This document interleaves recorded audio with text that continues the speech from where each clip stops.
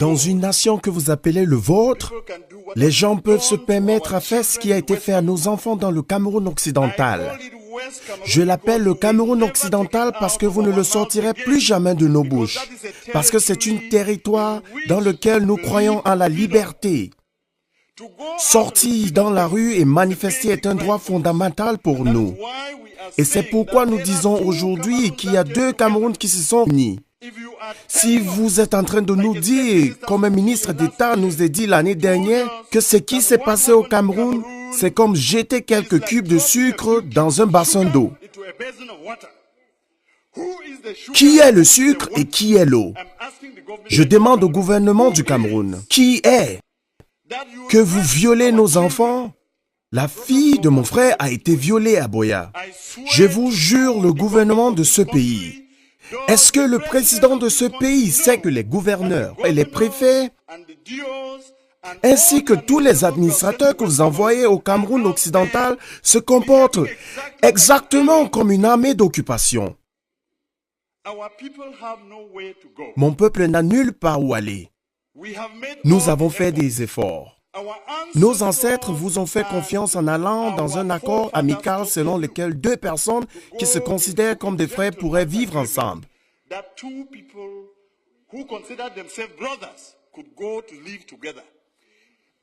Si c'est ce que vous nous montrez après 55 ans, alors ceux qui disent que nous devrions nous séparer ont raison. Ils sont corrects. Les gens du Cameroun occidental ne peuvent pas être vos esclaves. Les habitants du Cameroun occidental, vous ne les avez pas vaincus à la guerre. Si c'est ce que vous dites que nous devrions vivre, je dis simplement non. Cela ne marchera pas. Comment pouvez-vous avoir une armée qui est censée protéger les enfants, les tabasser et violer? C'est du jamais vu, du jamais entendu dans aucun pays au monde. C'est le 21e siècle et quelqu'un qui fait cela, je ne peux pas vouloir que son gouvernement paie le prix. Nous allons l'exiger de vous parce que vous nous faites croire que nous avons fait le mauvais choix. Qu'a-t-il à dire? Je veux que le monde sache et qu'il soit consigné que nous avons fait des efforts. Je me suis assise avec des ministres et je les ai écoutés parler. Le premier était le ministre de la Justice de l'époque, Amadou Ali, il y a cela 10 ans. J'ai pris mon temps pour conduire ma voiture de Kumbo à Yaoundé pour lui dire « Quelque chose se prépare là-bas. Cette habitude que vous avez d'envoyer des gendarmes pour battre les gens et leur dire du n'importe quoi, cela crée de la douleur dans le Cameroun occidental. En tant que ministre de la Justice, soyez très prudent. Que se passe-t-il là? » Il s'est retourné, m'a regardé et m'a dit « Monsieur Wiba, c'est votre peuple qui a choisi de venir ici. » Il est vivant. Il m'a dit. La semaine dernière, je suis allé voir le ministre de l'Enseignement supérieur, le professeur Famundongo, et je lui ai dit « Les problèmes au Cameroun, le problème que nous avons dans le Cameroun occidental est le problème qui fera tomber le Cameroun. Si vous ne le gérez pas bien, vous ne reconnaîtrez pas le Cameroun tel qu'il est dans quelques mois ou dans quelques années. Quand les gens ont connu la colère et la douleur, l'humiliation pendant plus de 50 ans, quand elle éclate, vous ne pourriez jamais la contrôler. Je lui ai dit. Et simplement, ce qu'il m'a demandé était, qu'est-ce que vous allez faire? Parce que vous avez votre armée d'occupation au Cameroun occidental, vous croyez que quand le peuple se lèvera, même si vous prenez l'ensemble de l'armée française et ajoutez à la vôtre, vous ne pourrez jamais le faire tomber. Et nous n'avons pas besoin de ça. Nous n'en avons pas besoin au 21e siècle. J'étais l'un des croyants dans un Cameroun unifié. Et je veux dire à cette maison que ce qui est arrivé à ces enfants à l'université de Boya et à Bamenda m'a convaincu que ceux qui disent que le Cameroun devrait aller en deux parties ont raison. Et il y a de plus en plus d'entre nous qui croient maintenant que c'est la fin ultime. J'ai entendu l'autre soir une offre de 1000 emplois, une offre de 2 milliards de francs pour les écoles laïques, Et je me suis moqué de moi-même. Mon peuple est-il esclave? Donc vous les prenez maintenant pour des chiens que vous pouvez battre et blesser et mutiler et casser leurs os et ensuite jeter un morceau de viande pour qu'ils se battent? Cela doit finir. Si nous, les habitants du Cameroun occidental, devrons continuer dans cette union, c'est parce que nous croyons que plus, c'est toujours mieux. Lorsque vous avez plus de gens, vous avez plus de chances à survivre dans la vie. Mais si plus le peuple du Cameroun oriental nous a prouvé que notre sang ne veut rien dire, alors il est temps pour nous de dire que ça sera bientôt fini. Je veux vous donner une citation ici dans cette maison que j'ai empruntée au libérateur américain. Quand l'injustice devient loi, la résistance devient un devoir. Les habitants du Cameroun occidental ont le devoir de résister à votre oppression. Je l'appelle oppression à cause de ce que j'ai vu sur le terrain. Permettez-moi de vous citer deux autres exemples. Il y a de cela 3 semaines, il y avait un incident à Bangolan, qui est un village voisin à Jakiri, d'où je viens. Et je ne sais pas de quoi il s'agissait, mais un officier gendarme a été tué.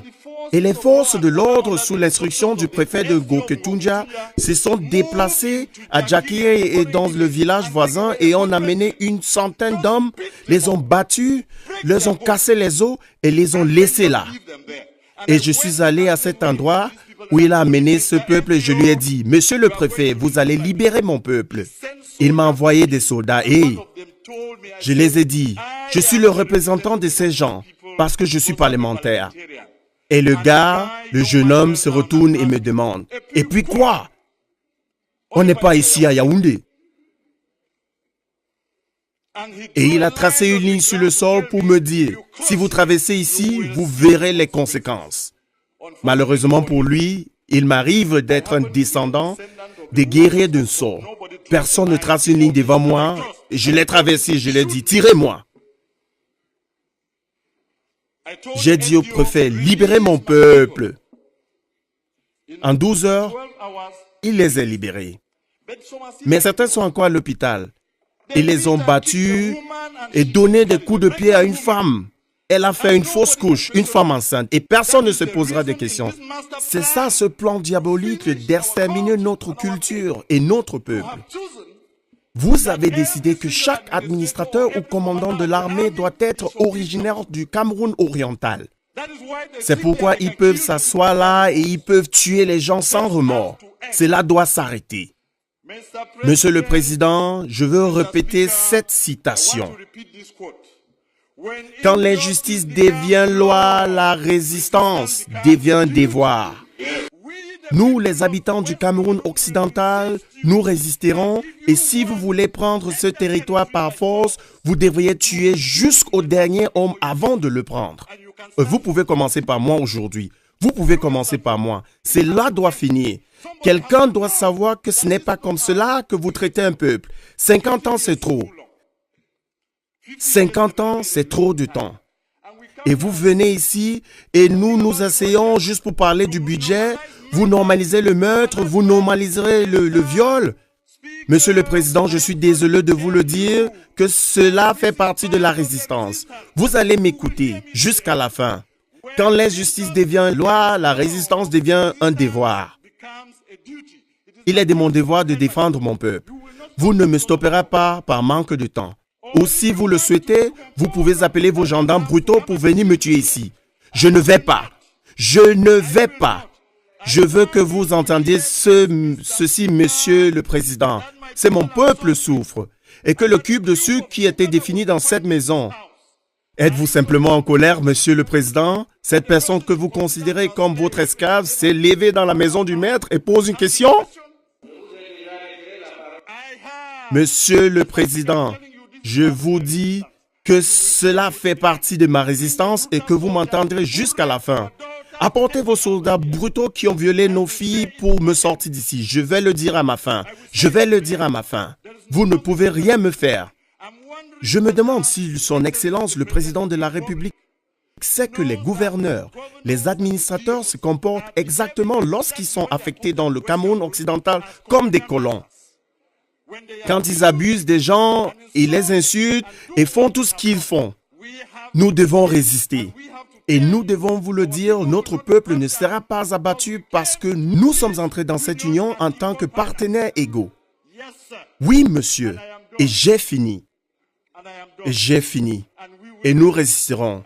Et il n'y a rien que vous puissiez faire pour nous arrêter, parce que cela fait partie de notre culture dont nous avons hérité. Vous qui craignez tous les administrateurs et tous les dirigeants, nous défions tous nos dirigeants, nous les exigeons des explications et c'est pourquoi ils nous rendent compte.